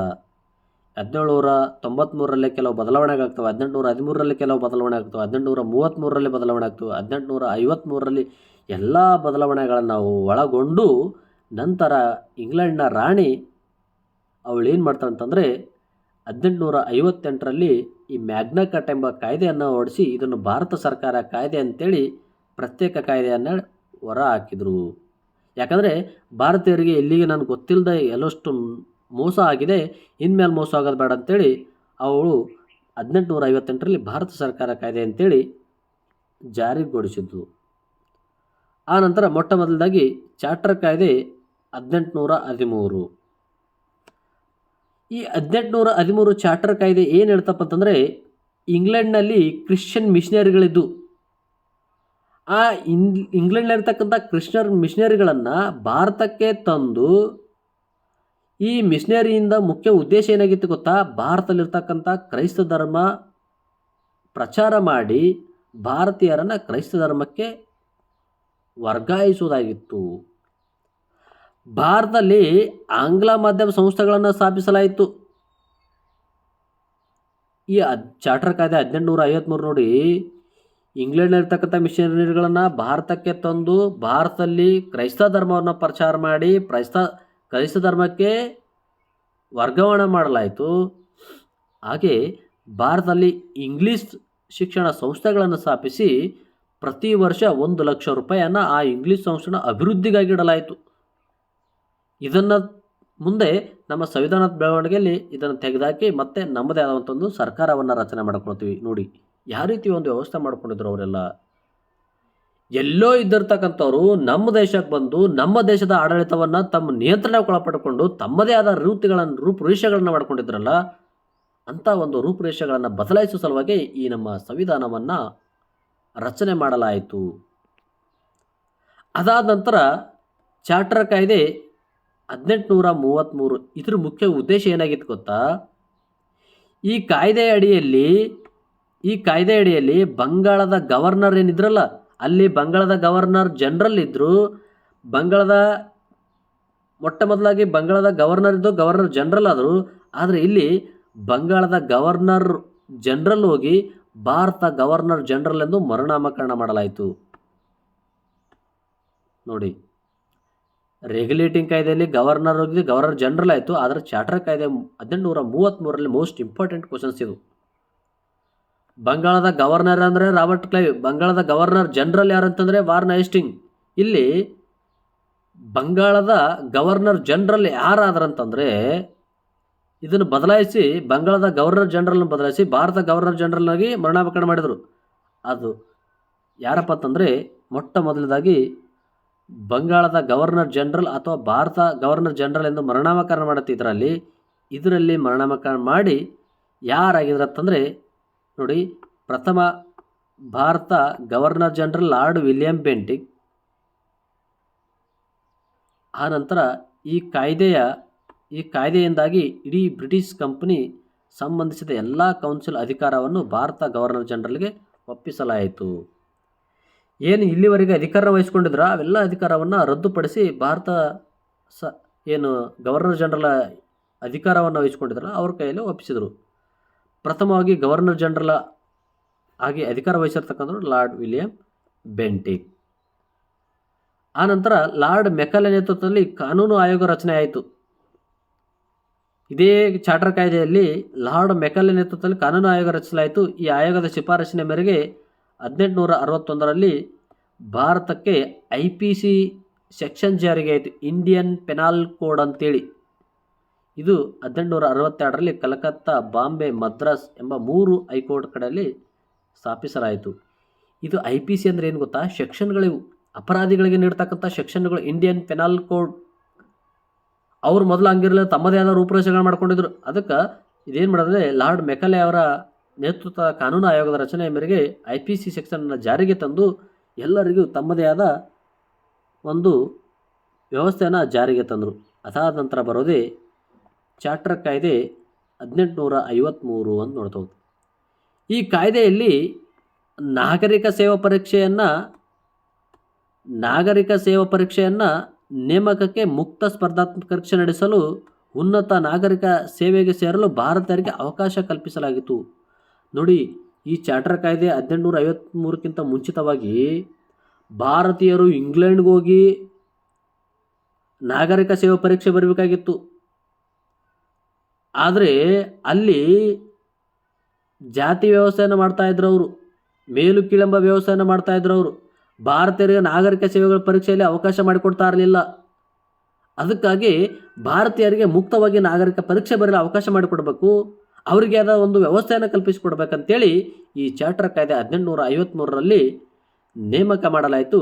ಈ ಕಾಯ್ದೆ ಏನಂತಂದರೆ ಭಾರತದಲ್ಲಿರ್ತಕ್ಕಂಥ ಎಲ್ಲ ವ್ಯಕ್ತಿಗಳಿಗೆ ಮುಕ್ತವಾಗಿ ಸ್ಪರ್ಧಾತ್ಮಕ ಪರೀಕ್ಷೆ ಬರೆಯುವ ಅವಕಾಶ ಮಾಡಿಕೊಡಲಾಯಿತು. ಇದನ್ನು ಪ್ರಥಮ ಬಾರಿಗೆ ಶಾಸನವನ್ನಾಗಿ ರೂಪಿಸಲು ಕೇಂದ್ರದಲ್ಲಿ ಶಾಸನೀಯ ಪರಿಷತ್ತನ್ನು ರೂಪಿಸಲಾಯಿತು. ಕೆಲವು ಶಾಸನಗಳನ್ನು ರೂಪಿಸ ಮಾಡ್ತಲ್ಲ, ಅದಕ್ಕೆ ಕೇಂದ್ರದಲ್ಲಿ ಕೆಲವು ಪರಿಷತ್ತುಗಳನ್ನು ರೂಪಿಸಿ ಶಾಸನಗಳನ್ನು ರೂಪಿಸಲಾಯಿತು. ಲಾರ್ಡ್ ಮೆಕಾಲೆ ಅವರ ನೇತೃತ್ವದಲ್ಲಿ 1854ರಲ್ಲಿ ಭಾರತೀಯರಿಗೆ ನಾಗರಿಕ ಸೇವಾ ಪರೀಕ್ಷೆಯನ್ನು ಸ್ಥಾಪಿಸಲಾಯಿತು. ಈ ಲಾರ್ಡ್ ಮೆಕಾಲೆ ಅವರ ನಾಗರಿಕ ನೇತೃತ್ವದಲ್ಲಿ ಅಂದರೆ 1854ರಿಂದ ಅವರೇನು ಮಾಡಿದ್ರೆ ಭಾರತೀಯರಿಗೆ ನಾಗರಿಕ ಸೇವಾ ಪರೀಕ್ಷೆಯನ್ನು ಬರೆಯಲು ಮುಕ್ತ ಅವಕಾಶ ಮಾಡಿಕೊಟ್ರು. ಇಲ್ಲಿ ಇಂಪಾರ್ಟೆಂಟ್ ಕ್ವಶನ್ಸ್ ಕೇಳ್ತಾರೆ. ಏನಂತಂದರೆ ನಾಗರಿಕ ಸೇವಾ ಪರೀಕ್ಷೆಯಲ್ಲಿ ಉತ್ತೀರ್ಣರಾದ ಮೊದಲ ಭಾರತೀಯ ಯಾರು ಅಂತೇಳಿ ಮೋಸ್ಟ್ ಇಂಪಾರ್ಟೆಂಟ್ ಕ್ವಶನ್ಸ್ ಇದು. ಸತ್ಯೇಂದ್ರನಾಥ್ ಟ್ಯಾಗೋರ್ ಎಷ್ಟರಲ್ಲಿ ಆಗ್ತಾರೆ ಗೊತ್ತಾ? 1863ರಲ್ಲಿ ಆಗ್ತಾರೆ. ಆನಂತರ ನಾಗರಿಕ ಸೇವಾ ಪರೀಕ್ಷೆಯಲ್ಲಿ ಉತ್ತೀರ್ಣರಾದ ಎರಡನೇ ಭಾರತೀಯ ಯಾರಂದರೆ ಸುರೇಂದ್ರನಾಥ್ ಬ್ಯಾನರ್ಜಿ 1869ರಲ್ಲಿ. ಮೊಟ್ಟ ಮೊದಲನೇ ಬಾರಿಗೆ ನಾಗರಿಕ ಸೇವಾ ಪರೀಕ್ಷೆಯಲ್ಲಿ ಉತ್ತೀರ್ಣರಾದವರು ಸತ್ಯೇಂದ್ರನಾಥ್ ಟ್ಯಾಗೋರು. ಎರಡನೇದಾಗಿ ನಾಗರಿಕ ಸೇವಾ ಪರೀಕ್ಷೆಯಲ್ಲಿ ಉತ್ತೀರ್ಣರಾದ ಎರಡನೇ ಭಾರತೀಯರು ಸುರೇಂದ್ರನಾಥ್ ಬ್ಯಾನರ್ಜಿ 1869. ಇಲ್ಲಿ ಲಾರ್ಡ್ ಕಾರ್ನ್ ವಾಲಿಸ್ ಅವರನ್ನು ನಾಗರಿಕ ಸೇವೆಗಳ ಪಿತಾಮಹ ಎಂದು ಕರೆದರು. Most important question. ಇದು ಕೂಡ ಒಂದು ಮಾರ್ಕ್ಸಿನ ಕೇಳೋದು. ನಾಗರಿಕ ಪರೀಕ್ಷೆ ಸೇವೆಗಳ ಪಿತಾಮಹ ಯಾರಂತಾರೆ? Lord corn Wallis. ಭಾರತಕ್ಕೆ ನಾಗರಿಕ ಸೇವೆಗಳ ಪಿತಾಮಹ ನೋಡ್ರಿ, ಲಾರ್ಡ್ ಕಾರ್ನ್ ವಾಲಿಸ್ ಅವ್ರನ್ನ ನಾಗರಿಕ ಸೇವೆಗಳ ಪಿತಾಮಹ ಅಂತ ಕರೆದ್ರೆ, ಭಾರತ ನಾಗರಿಕ ಸೇವೆಗಳ ಪಿತಾಮಹ ಯಾರಂತ ಕರಿತಾರೆ ಗೊತ್ತಾ? ಸರ್ದಾರ್ ವಲ್ಲಭಾಯ್ ಪಟೇಲ್ ಅವರನ್ನ ಭಾರತ ನಾಗರಿಕ ಸೇವೆಗಳ ಪಿತಾಮಹ ಅಂತ ಕರೀತಾರೆ. ಸಂವಿಧಾನದ ಪ್ರಸ್ತಾವನೆಯ ಮಹತ್ವ ನೋಡ್ರಿ, ಇಲ್ಲಿವರೆಗೆ ಸಂವಿಧಾನ ಬೆಳವಣಿಗೆಯ ರೀತಿಗಳು ನೋಡ್ಕೊಂಡು ಬಂದ್ವಿ. ಆದರೆ ಸಂವಿಧಾನದ ಪ್ರಸ್ತಾವನೆಯ ಮಹತ್ವವನ್ನು ಈ ಒಂದು ತರಗತಿಯಲ್ಲಿ ನೋಡ್ತಾ ಹೋಗೋಣ. ಯಾಕಂದರೆ ಸಂವಿಧಾನ ತನ್ನದೇ ಆದ ಒಂದು ಮಹತ್ವವನ್ನು ಒಳಗೊಂಡಿದ್ದು, ಆ ಮಹತ್ವ ಏನಂತೇಳಿ ನೋಡೋಣ. ಈ ಪ್ರಸ್ತಾವನೆಯ ಮಹತ್ವದ ಕುರಿತು ಸಂವಿಧಾನದ ರಚನಾಕಾರರು, ಕಾನೂನು ಪಂಡಿತರು, ರಾಜಕೀಯ ಚಿಂತಕರು ತಮ್ಮದೇ ಆದ ಅಭಿಪ್ರಾಯಗಳನ್ನು ವ್ಯಕ್ತಪಡಿಸ್ತಾ ಹೋಗ್ತಾರೆ. ನೋಡಿ, ನ್ಯಾಯಮೂರ್ತಿ ಎಂ ಹಿದಾಯತ್ ಉಲ್ಲಾ ಅವರು ಏನು ಹೇಳ್ತಾರೆ ಗೊತ್ತಾ ಸಂವಿಧಾನದ ಪ್ರಸ್ತಾವನೆ ಕುರಿತು? ಇವರು ಪ್ರಸ್ತಾವನೆಯನ್ನು ಸಂವಿಧಾನದ ಆತ್ಮ ಎಂದು ಕರೆದರು. ಈ ಸಂವಿಧಾನ ಹೆಂಗಿದಲ್ಲ, ಇದೊಂದು ಆತ್ಮ ಇದ್ದಂಗೆ ಅಂತೇಳಿ ನ್ಯಾಯಮೂರ್ತಿ ಎಂ ಹಿದಾಯತ್ ಉಲ್ಲಾ ಅವರು ಕರೆದ್ರೆ, ಡಾಕ್ಟರ್ KM ಮುನ್ಷಿ ಅವರು ಏನಂತ ಕರೀತಾರೆ ಗೊತ್ತಾ? ಪ್ರಸ್ತಾವನೆಯನ್ನು ಪ್ರಜಾಸತ್ತಾತ್ಮಕ ಗಣತಂತ್ರ ವ್ಯವಸ್ಥೆಯ ಜಾತಕ ಅಂತ ಕರೆದ್ರು. ನೋಡ್ರಿ, ಸ್ಪರ್ಧಾತ್ಮಕ ಪರೀಕ್ಷೆಯಲ್ಲಿ ಕೇಳೋದು ಮೋಸ್ಟ್ ಇಂಪಾರ್ಟೆಂಟ್. ಈ ಪಾರ್ಟಿಂದ ಕೇಳ್ಬೋದು. 1 ಮಾರ್ಕ್ಸ್ ಕ್ವಶನ್ಸ್ ಕೇಳ್ತಾರೆ, ಹಲವಾರು ಬಾರಿ ಕೇಳ್ಯಾರ ಇದ್ರನ್ನ. PC ಆಗಿರಲಿ, PSI ಆಗಿರಲಿ, KS ಆಗಿರಲಿ, FDA ಆಗಿರಲಿ, SDA ಆಗಿರಲಿ, ಒಂದು ಕ್ವಶನ್ಸ್ ಮೋಸ್ಟ್ ಇಂಪಾರ್ಟೆಂಟ್ ಇದರಲ್ಲಿ. ಎಂ ಹಿದಾಯತ್ ಉಲ್ಲಾ ಅವರು ಸಂವಿಧಾನದ ಆತ್ಮ ಎಂದು ಕರೆದ್ರೆ, ಡಾಕ್ಟರ್ KM ಮುನ್ಷಿ ಅವರು ಇದು ಪ್ರಜಾಸತ್ತಾತ್ಮಕ ಗಣತಂತ್ರ ವ್ಯವಸ್ಥೆಯ ಜಾತಕ ಅಂತ ಕರೆದ್ರು. ಇನ್ನೊಬ್ರು ಏನಂತ ಕರೆದ್ರೆ ಗೊತ್ತಾ? MN ಪಾಲ್ಕೆವಾಲ ಅವರು ಏನಂತ ಕರೆದ್ರೆ, ಪ್ರಸ್ತಾವನೆಯನ್ನು ಸಂವಿಧಾನದ ಗುರುತಿನ ಚಿಟ್ಟಿ ಅಂತ ಕರೆದ್ರು. ಗುರುತಿನ ಚಿಟ್ಟಿ, ಸಂವಿಧಾನದ ಪ್ರಸ್ತಾವನೆ ಗುರುತಿನ ಚಿಟ್ಟಿ ಅಂತ ಯಾರಂತ ಕೇಳೋದು? MNA ಪಾಲ್ಕೆವಾಲ್. ಆಮೇಲೆ ಅರ್ನೆಸ್ಟ್ ಮಾರ್ಕರ್ ಏನಂತ ಕರಿತಾರೆ ಗೊತ್ತಾ? ಪ್ರಸ್ತಾವನೆಯನ್ನು ಸಂವಿಧಾನದ ಮೂಲ ಟಿಪ್ಪಣಿಯ ಕಿರುಹೊತ್ತಿಗೆ ಅಂತ ವ್ಯಕ್ತಪಡಿಸಿದರು. ಅರ್ನೆಸ್ಟ್ ಯಾಕಲ್ ಅವರು ಸಂವಿಧಾನದ ಮೂಲ ಟಿಪ್ಪಣಿಯ ಕಿರುಹೊತ್ತಿಗೆ ಅಂತೇಳಿ ಕರೆದರು. ಇನ್ನೊಬ್ಬರು ಬರ್ತಾರೆ, ಠಾಕೂರ್ ದಾಸ್ ಭಾರ್ಗವ್ ಅವರು ಬರ್ತಾರೆ. ಪ್ರಸ್ತಾವನೆ ಉದ್ದೇಶ ಅವರು ಏನಂತ ಕರೆದ್ರು ಗೊತ್ತಾ? ಸಂವಿಧಾನ ಅಮೂಲ್ಯ ಭಾಗವಾಗಿದ್ದು, ಸಂವಿಧಾನದ ಒಡವೆಯಾಗಿದ್ದು, ಇದೊಂದು ಒಡವೆ, ಇದೊಂದು ವಜ್ರದಂತೆ ಸಂವಿಧಾನದಲ್ಲಿ ಒದಗಿರುವ ರತ್ನವಾಗಿದ್ದು, ಸಂವಿಧಾನದ ಅಳತೆ ಮಾಡುವ ಅಳತೆಗೋಲು ಮಾಪನ ಎಂದು ಕರೆದರು. ಇದೊಂದು ಒಡವೆ ಅಂತ ಕರೆದರು ಠಾಕೂರ್ ದಾಸ್ ಭಾರ್ಗವ್ ಅವರು. ಅರ್ನೆಸ್ಟ್ ಯಾಕರ್ ಇದೊಂದು ಟಿಪ್ಪಣಿಯ ಕಿರುವತ್ತಿಗೆ ಅಂತ ಕರೆದರು. NA ಪಾಲ್ಕೆದಾರ್ ಇದೊಂದು ಗುರುತಿನ ಚಿಟ್ಟಿ ಅಂತ ಕರೆದ್ರೆ, ಡಾಕ್ಟರ್ KM ಮುನ್ಷಿ ಅವರು ಇದು ಪ್ರಜಾಸತ್ತಾತ್ಮಕ ಗಣತಂತ್ರ ವ್ಯವಸ್ಥೆ ಅಂತ ಕರೆದರು. ನ್ಯಾಯಮೂರ್ತಿ ಎಂ ಹಿದಾಯತ್ ಉಲ್ಲಾ ಅವರು ಸಂವಿಧಾನದ ಒಂದು ಆತ್ಮ ಅಂತ ಕರೆದರು. ಇದೊಂದು ಹೃದಯವಿದ್ದಂತೆ, ಇದೊಂದು ಆತ್ಮ ಇದ್ದಂತೆ ಅಂತೇಳಿ ಏನಂತಂದರೆ ನ್ಯಾಯಮೂರ್ತಿ ಎಂ ಹಿದಾಯತ್ ಉಲ್ಲಾ ಅವರು ಕರಿತಾ ಬಂದರು. ನೋಡಿ, ಮೋಸ್ಟ್ ಇಂಪಾರ್ಟೆಂಟ್ ಕ್ವಶನ್ಸ್ ಇಲ್ಲಿ ಕೇಳ್ತಾ ಹೋಗ್ತಾರೆ 1 ಮಾರ್ಕ್ಸ್. PC ಆಗಿರಲಿ, PCಗಂತೂ ಹೇಳಿ ಮಾಡಿಸಿದ ಕ್ವಶನ್ ಇದು. ಅದಾದ ನಂತರ ಭಾರತ ಸಂವಿಧಾನದ ರಚನಾ ಸಮಿತಿ, ಯಾವ ರೀತಿ ಭಾರತ ಸಂವಿಧಾನ ರಚನೆ ಆಯಿತು ಅಂತೇಳಿ ನೋಡ್ತಾ ಹೋಗೋಣ. ಭಾರತ ಸಂವಿಧಾನದ ರಚನಾ ಸಮಿತಿ, ಕಾನ್ಸ್ಟಿಟ್ಯೂಷನಲ್ ಅಸೆಂಬ್ಲಿ ಆಫ್ ಇಂಡಿಯಾ, ಸ್ವತಂತ್ರ ಭಾರತಕ್ಕೆ ತನ್ನದೇ ಆದ ಸಂವಿಧಾನ ಬೇಕು ಎಂದು ಮೊದಲು ಪ್ರತಿಪಾದಿಸರು ಶ್ರೀ MN ರಾಯ್. ಬಟ್ ಇನ್ನೊಬ್ಬರು ಸಂವಿಧಾನ ಸಲಹೆಗಾರರು ಅಂತೇಳಿ ಬರ್ತಾರೆ, BN ರಾಯ್. ಇದು ಮೋಸ್ಟ್ ಕನ್ಫ್ಯೂಜಸ್ ಕ್ವಶನ್ಸ. ಸ್ವತಂತ್ರ ಭಾರತಕ್ಕೆ ತನ್ನದೇ ಆದ ಸಂವಿಧಾನ ಇರಬೇಕೆಂದು ಪ್ರತಿಪಾದಿಸರು MN ರಾಯ್.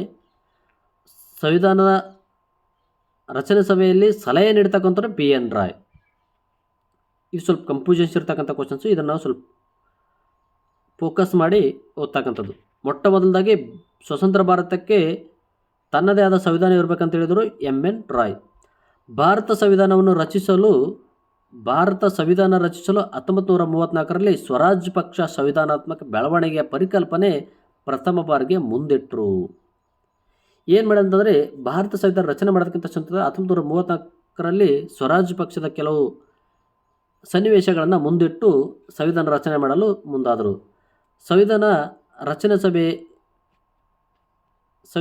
ಸಭೆಯು ಸಮಿತಿ ರಚಿಸಿದ ವರ್ಷ 1946 ಜುಲೈ 6. ಸಂವಿಧಾನ ರಚನಾ ಸಮಿತಿ ರಚನೆ ಮಾಡಿದ ವರ್ಷ ಅಂದರೆ 1946 ಜುಲೈ 6. ಸಂವಿಧಾನ ಅದೇ ಸಂವಿಧಾನ ರಚನಾ ಸಮಿತಿಯ ವರ್ಷ ಅಂದರೆ 1946 ಜುಲೈ 6. ಸಂವಿಧಾನಕ್ಕೆ ರಚನಾ ಸಮಿತಿಯ ಹಂಗಾಮಿ ಅಧ್ಯಕ್ಷರಾಗಿ ಫಸ್ಟ್ನೇದಾಗಿ ಯಾರು ಬಂದ್ರಂತಂದರೆ ರಚನಾ ಸಮಿತಿಯಲ್ಲಿ ಹಂಗಾಮಿ ಅಧ್ಯಕ್ಷರಾಗಿ ಡಾಕ್ಟರ್ ಸಚ್ಚಿದಾನಂದ ಸಿನ್ಹಾ ಅವರು ಬರ್ತಾರೆ. ಈ ಡಾಕ್ಟರ್ ಸಚ್ಚಿದಾನಂದ ಸಿನ್ಹಾ ಅವರು ಹಂಗಾಮಿ ಅಧ್ಯಕ್ಷರಷ್ಟೇ. ಆ ನಂತರ ಸಂವಿಧಾನ ರಚನಾ ಸಮಿತಿಯಲ್ಲಿ ಒಟ್ಟು ಸದಸ್ಯರು ಎಷ್ಟಿದೆ ಅಂದರೆ ಆ ರಚನೆ ಮಾಡ್ತಕ್ಕಂಥ ಸಂದರ್ಭದಲ್ಲಿ 389 ಜನ ಒಟ್ಟು ಸದಸ್ಯರಿದ್ದರು. ಈ ಸಂವಿಧಾನ ರಚನಾ ಸಮಿತಿಯ ಮೊದಲ ಸಭೆ ನಡೆದ ವರ್ಷ ಅಂತಂದರೆ 1946 ಡಿಸೆಂಬರ್ 9. ಸಂವಿಧಾನ ರಚನಾ ಸಮಿತಿಯ ಮೊದಲ ಸಭೆ ನಡೆದದ್ದು 1946 ಡಿಸೆಂಬರ್ 9, ಎರಡನೇದ್ದು ಡಿಸೆಂಬರ್ 11, 1946. ಸಂವಿಧಾನದ ರಚನಾ ಸಮಿತಿ ಅಧ್ಯಕ್ಷರು ಡಾಕ್ಟರ್ ಬಾಬು ರಾಜೇಂದ್ರ ಪ್ರಸಾದ್. ಹಂಗಾಮಿ ಅಧ್ಯಕ್ಷರಾಗಿ ಸಚ್ಚಿದಾನಂದ ಸಿನ್ಹಾ ಅವರು ಬಂದರೆ ಅಧ್ಯಕ್ಷರಾಗಿ ಡಾಕ್ಟರ್ ಬಾಬು ರಾಜೇಂದ್ರ ಪ್ರಸಾದ್ ಅವರು ರಚನಾ ಸಭೆಯಲ್ಲಿ ಬಂದರು. ಸಂವಿಧಾನದ ರಚನಾ ಸಭೆಯಲ್ಲಿ ಶಾಶ್ವತ ಅಧ್ಯಕ್ಷರು ಡಾಕ್ಟರ್ ಬಾಬು ರಾಜೇಂದ್ರ ಪ್ರಸಾದ್ ಅವರೇ ಆದರು. ಆಮೇಲೆ ಸಂವಿಧಾನ ರಚನಾ ಸಭೆಯ ಅಧ್ಯಕ್ಷರು ಡಾಕ್ಟರ್ ಬಾಬು ರಾಜೇಂದ್ರ ಪ್ರಸಾದ್ ಆದರು. ಸಂವಿಧಾನದ ರಚನಾ ಸಭೆಯಲ್ಲಿ ಕೇಂದ್ರದ ಸಂವಿಧಾನದ ಸಮಿತಿಯ ಅಧ್ಯಕ್ಷರು ಪಂಡಿತ್ ಜವಾಹರ್ಲಾಲ್ ನೆಹರು ಅವರಾಗಿದ್ದರು. ಕೇಂದ್ರದ ಸಂವಿಧಾನ ಸಮಿತಿಯ ಅಧ್ಯಕ್ಷರಾಗಿತ್ತಂದರೆ ಪಂಡಿತ್ ಜವಾಹರ್ಲಾಲ್ ನೆಹರು ಆಗಿದ್ದರು. ಆನಂತರ ಸಂವಿಧಾನದ ಸಲಹೆಗಾರರು ಡಾಕ್ಟರ್ BN ರಾಯ್. ನಾ ಆಗಲೇ ಹೇಳಿದೆ, MN ರಾಯ್ ಅವರು ಸಂವಿಧಾನಕ್ಕೆ ಹೀಗೆ ತನ್ನದೇ ಆದ ಸಂವಿಧಾನಾತ್ಮಕ ಬೆಳವಣಿಗೆ ಇರುತ್ತಂತ ಹೇಳಿದರೆ ಇವರು ಸಲಹೆಗಾರರು BN ರಾಯ್. ಸಂವಿಧಾನದ ರಚನಾ ಸಭೆಯಲ್ಲಿ ಮೂಲಭೂತ ಹಕ್ಕುಗಳಿಗೆ ಸಂವಿಧಾನದ ರಚನೆಯ ಸಮಯದಲ್ಲಿ ಮೂಲಭೂತ ಹಕ್ಕುಗಳ ಸಮಿತಿ ಅಧ್ಯಕ್ಷರು ಯಾರಾಗಿದ್ದಾರೆ? ಸರ್ದಾರ್ ವಲ್ಲಭಭಾಯ್ ಪಟೇಲ್. ಸಂವಿಧಾನ ರಚನಾ ಸಭೆಯಲ್ಲಿ ಮೂಲಭೂತ ಹಕ್ಕುಗಳ ಉಪ ಸಮಿತಿಯ ಅಧ್ಯಕ್ಷರು ಯಾರು? JV ಕೃಪಲಾನಿ. ಅಧ್ಯಕ್ಷ ಸರ್ದಾರ್ ವಲ್ಲಭಭಾಯ್ ಪಟೇಲ್, ಇವರು ಉಪಾಧ್ಯಕ್ಷರು ಏನಾಗಿದ್ದಾರೆ ಅಂದರೆ ಉಪ ಸಮಿತಿ ಅಧ್ಯಕ್ಷರು ಯಾರಂತಂದರೆ JV ಕೃಪಲಾನಿ. ಸಂವಿಧಾನದ ಮೊದಲ ಕೈ ಲಿಖಿತ ನಕಲನ್ನು ನಂದಲಾಲ್ ಬೋಸ್ರಾ ಅವರು ಮಾರ್ಗದರ್ಶನದಲ್ಲಿ ಕರಕುಶಲ ಮಾಡಲಾಯಿತು. ಕೆಲವು ಲಿಖಿತಗಳನ್ನು ಈ ನಂದಲಾಲ್ ಬೋಸ್ರಾ ಅವರ ಮಾರ್ಗದರ್ಶನದಲ್ಲಿ ನಡೆಸಲಾಯಿತು. ಸಂವಿಧಾನದ ರಚನಾ ಸಮಿತಿಗೆ ಶಿಫಾರಸು ಮಾಡಿದ ಆಯೋಗ ಯಾವುದಂತಂದರೆ ಕ್ಯಾಬಿನೆಟ್ ಆಯೋಗ 1946 ಮಾರ್ಚ್ 24. ನೋಡಿ, ಸಂವಿಧಾನಕ್ಕೆ ರಚನಾ ಸಮಿತಿಗೆ ಶಿಫಾರಸು ಮಾಡಿದ ಕೆಲವು ಆಯೋಗ ಇದೆ, ಕ್ಯಾಬಿನೆಟ್ ಆಯೋಗ. ಅಲ್ಲಿ 3 ಜನ ವ್ಯಕ್ತಿಗಳು ಬರ್ತಾರೆ. ಸಂವಿಧಾನದ ಅದು ಎಷ್ಟರಲ್ಲಿ 1946 ಮಾರ್ಚ್ 24. ಸಂವಿಧಾನದ ರಚನಾ ಸಭೆಯ ಭಾರತೀಯ ನಾಗರಿಕರಿಗೆ ಹಾಗೂ ಬ್ರಿಟಿಷ್ ಕ್ಯಾಬಿನೆಟ್ ಆಯೋಗದ ಸದಸ್ಯರ ನಡುವಿನ ಮಾತುಕತೆ ಫಲವಾಯಿತು. ಅಂದರೆ ಸಂವಿಧಾನ ರಚನಾ ಸಭೆಯಲ್ಲಿ ಭಾರತೀಯ ನಾಗರಿಕ ಮತ್ತು ಬ್ರಿಟಿಷ್ ಕ್ಯಾಬಿನೆಟ್ ಆಯೋಗದ ಕೆಲವು ವರ್ತಕರು ಸೇರಿಕೊಂಡು ಒಂದು ರಚನೆ ವ್ಯವಸ್ಥೆ ಮಾಡಿಕೊಂಡರು. ಸಂವಿಧಾನದ ರಚನಾ ಸಭೆಯ ಸದಸ್ಯರು ವಿವಿಧ ರಾಜ್ಯಗಳ ವಿಧಾನಮಂಡಲಗಳಿಂದ ಮತ್ತು ರಾಜ್ಯಗಳಿಂದ ರಾಜ್ಯರಿಂದಾನು ನಿರ್ದೇಶಿಸಲ್ಪಟ್ಟಿತ್ತು.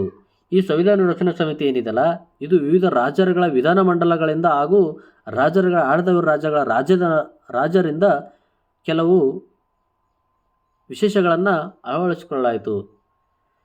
ಕ್ಯಾಬಿನೆಟ್ ಆಯೋಗದ ಶಿಫಾರಸಿನ ಮೇರೆಗೆ ರಾಜ್ಯಾಂಗ ಸಭೆಯ ರಚಿಸಲಾಯಿತು. ಕ್ಯಾಬಿನೆಟ್ ಆಯೋಗದಂತೆ ರಾಜ್ಯಾಂಗ ವ್ಯವಸ್ಥೆಯನ್ನು ರಚಿಸಲಾಯಿತು. ಹೀಗಾಗಿ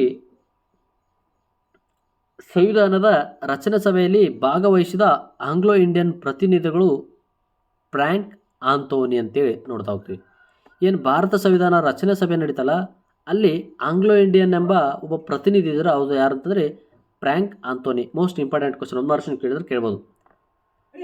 ಸಂವಿಧಾನದ ರಚನಾ ಸಭೆಯಲ್ಲಿ ಭಾಗವಹಿಸಿದ ಕಮ್ಯುನಿಸ್ಟ್ ಪ್ರತಿನಿಧಿ ಯಾರಂತಂದರೆ ಸೋಮನಾಥ್ ಲಹರಿ ಅಂತೇಳಿ.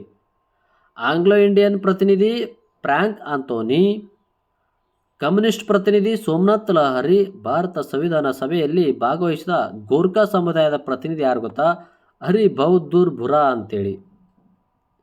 ನೋಡಿ, ಒಂದು ಮಾರ್ಕ್ಸಿನ ಕ್ವಶನ್ಸ್ ಕೇಳ್ಬೋದು, ಮೋಸ್ಟ್ ಇಂಪಾರ್ಟೆಂಟ್ ಕ್ವಶನ್ಸ್ ಇವೆಲ್ಲ. ಡಾಕ್ಟರ್ BR ಅಂಬೇಡ್ಕರ್ ಅವರು ಕಾನ್ಸ್ಟಿಟ್ಯೂಷನ್ ಆಫ್ ಅಸೆಂಬ್ಲಿ ಸಂವಿಧಾನ ರಚನಾ ಸಮಿತಿಗೆ ಪಶ್ಚಿಮ ಬಂಗಾಳ ರಾಜ್ಯದಿಂದ ಚುನಾಯಿತರಾಗಿದ್ದು ಸಂವಿಧಾನದ ರಚನಾ ಒಟ್ಟು ಸಮಿತಿ 22 ಸಮಿತಿಗಳನ್ನು ರಚನೆ ಮಾಡಿದರು. ಡಾಕ್ಟರ್ BR ಅಂಬೇಡ್ಕರ್ ಅಂತಂದರೆ ಇವರು ಪಶ್ಚಿಮ ಬಂಗಾಳ ರಾಜ್ಯದಿಂದ ಚುನಾಯಿತರಾಗಿದ್ದು ಒಟ್ಟು 22 ಸಮಿತಿಗಳಿಂದ ಒಂದು ರಚನಾ ಸಮಿತಿಯನ್ನು ರಚನೆ ಮಾಡಿದರು. ಭಾರತ ಸಂವಿಧಾನ ಅಂಗೀಕರಿಸಲ್ಪಟ್ಟ ವರ್ಷ ಅಂತಂದರೆ 1949 ನವೆಂಬರ್ 26, ಜಾರಿಗೆ ಬಂದಿದ್ದು ಜನವರಿ 26.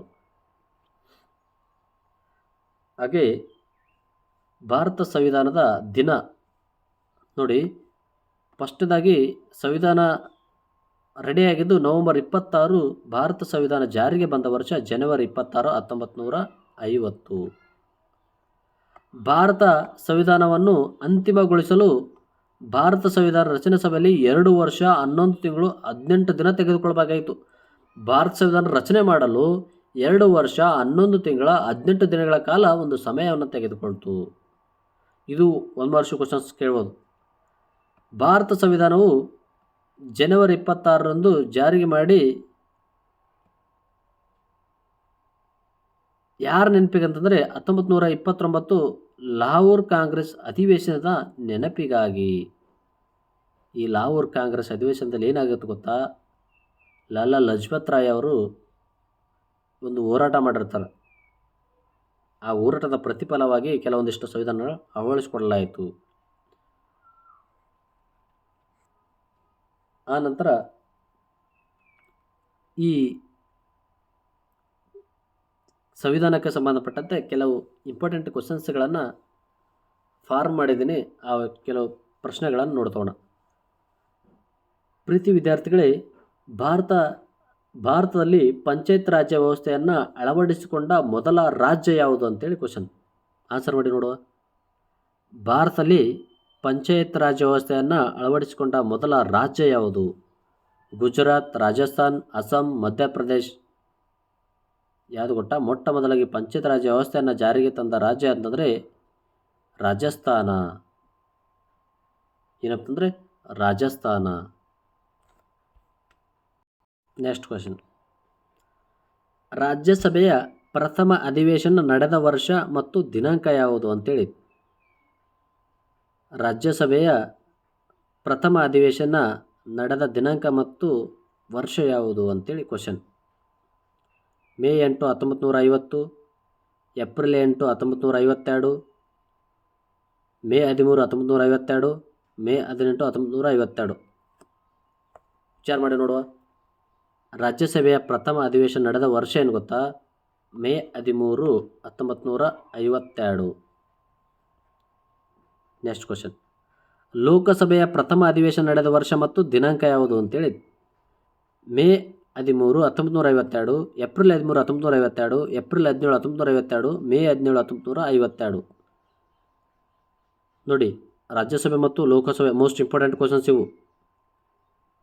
ರಾಜ್ಯಸಭೆ ಮೇ 13, 1952 ರಾಜ್ಯಸಭೆ ಪ್ರಥಮ ಅಧಿವೇಶನ ನಡೆದರೆ ಲೋಕಸಭೆ ಪ್ರಥಮ ಅಧಿವೇಶನ ನಡೆದ ವರ್ಷ ಯಾವುದಪ್ಪ ಅಂತಂದರೆ ನೋಡಿ, ಮೇ 13, 1952 ಐತಿ, ಏಪ್ರಿಲ್ 13, 1952 ಐತಿ, ಏಪ್ರಿಲ್ 17, 1952 ಇದು ಆನ್ಸರ್. ಲೋಕಸಭೆಯ ಪ್ರಥಮ ಅಧಿವೇಶನ ನಡೆದ ವರ್ಷ. ಸ್ವತಂತ್ರ ಭಾರತಕ್ಕೆ ತನ್ನದೇ ಆದ ಸಂವಿಧಾನ ಇರಬೇಕೆಂದು ಮೊದಲು ಪ್ರತಿಪಾದಿಸಿದವರು ಯಾರು? ಇಲ್ಲಿ ಕನ್ಫ್ಯೂಷನ್ ಆಗ್ತಂತ ಹೇಳಿದೆ. ಕಾನೂನು ಸಲಹೆಗಾರರು ಬೇರೆ, ಸಂವಿಧಾನಕ್ಕೆ ತನ್ನದೇ ಆದ ಸಂವಿಧಾನ ಇರಬೇಕಂತಂದು ವ್ಯಕ್ತಪಡಿಸಿದವರು ಬೇರೆ. ಸ್ವತಂತ್ರ ಭಾರತಕ್ಕೆ ತನ್ನದೇ ಆದ ಸಂವಿಧಾನ ಇರಬೇಕೆಂದು ಮೊದಲು ಪ್ರತಿಪಾದಿಸಿದವರು ಯಾರು ಗೊತ್ತಾ? BN ರಾಯ್. ಆದರೆ ಸಲಹೆ ನೀಡಿದವರು ಸ್ವತಂತ್ರ ಭಾರತಕ್ಕೆ ತನ್ನದೇ ಆದ ಸಂವಿಧಾನ ಇರಬೇಕೆಂದು ಮೊದಲು ವ್ಯಕ್ತಪಡಿಸಿದವರು MN ರಾಯ್. ಆದರೆ ಸಲಹೆಗಾರರು BN ರಾಯ್. ಅಂದರೆ ಸ್ವತಂತ್ರ ಭಾರತಕ್ಕೆ ತನ್ನದೇ ಆದ ಸಂವಿಧಾನ ಇರಬೇಕೆಂದು ವ್ಯಕ್ತಪಡಿಸಿದರೆ MN ರಾಯ್. 5ನೇ ಕ್ವಶನ್.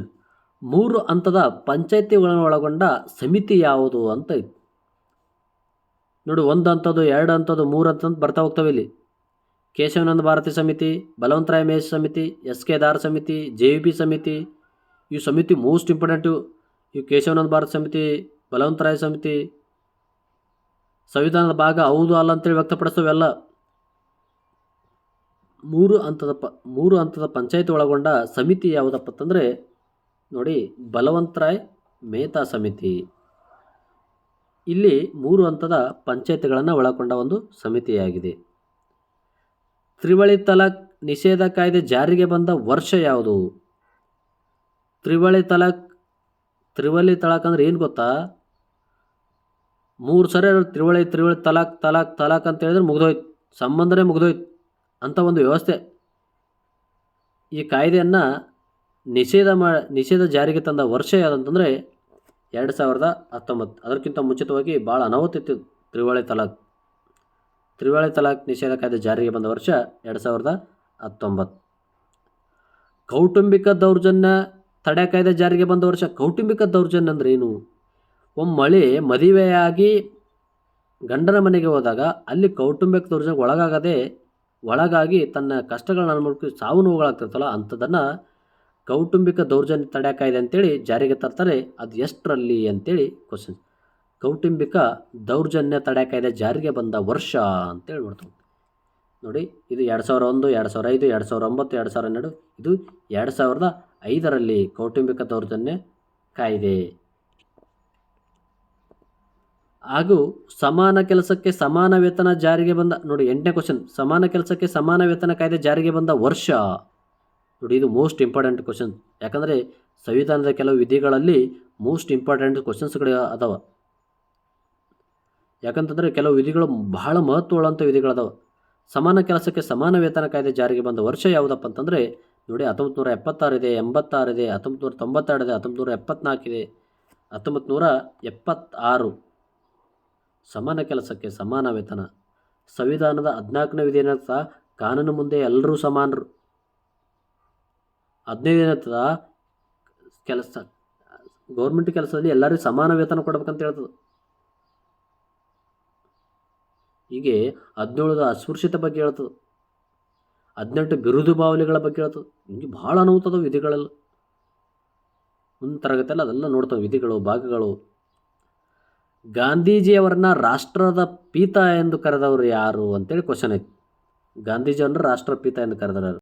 ನೋಡಿ, ಗಾಂಧೀಜಿಯವ್ರನ್ನ ರಾಷ್ಟ್ರಪಿತ ಎಂದು ಕರೆದವರು ಯಾರು? ರವೀಂದ್ರನಾಥ್ ಟ್ಯಾಗೋರ್, ಸುಭಾಷ್ ಚಂದ್ರ ಬೋಸ್, ಸರ್ದಾರ್ ವಲ್ಲಭಾಯ್ ಪಟೇಲ್, KM ಮುನ್ಸಿ. ಗಾಂಧೀಜಿಯವರನ್ನ ರಾಷ್ಟ್ರಪಿತ ಎಂದು ಕರೆದ್ರೆ ಯಾರು ಗೊತ್ತಾ? ಸುಭಾಷ್ ಚಂದ್ರ ಬೋಸ್. ಹಾಗಾದರೆ ಗಾಂಧೀಜಿಯವರನ್ನು ಮಹಾತ್ಮ ಎಂದು ಕರೆದವರು ಯಾರು? ರಾಷ್ಟ್ರಪಿತ ಎಂದು ಕರೆದವರು ಸುಭಾಷ್ ಚಂದ್ರ ಬೋಸ್. ಆದರೆ ಮಹಾತ್ಮ ಎಂದು ಕರೆದವರು ಯಾರು? ಮಹಾತ್ಮ ಅಂತ ಕರೆದ ಯಾರು ಗೊತ್ತಾ? ರವೀಂದ್ರನಾಥ್ ಟ್ಯಾಗೋರ್ ಅವರು. ಇವು ಮೋಸ್ಟ್ ಇಂಪಾರ್ಟೆಂಟ್ ಕ್ವಶನ್ಸ್ ಇವು. ರಾಷ್ಟ್ರಪಿತ ಅಂತಂದು ಸುಭಾಷ್ ಚಂದ್ರ ಬೋಸ್ ಕರೆದ್ರೆ, ಮಹಾತ್ಮ ಎಂದು ಕರೆದ್ರು ರವೀಂದ್ರನಾಥ್ ಟ್ಯಾಗೋರ್. ಹಾಗಾದರೆ ಗಾಂಧೀಜಿ ಅವ್ರನ್ನ ಬಾಪೂಜಿ ಎಂದು ಕರೆದವ್ರು ಯಾರು?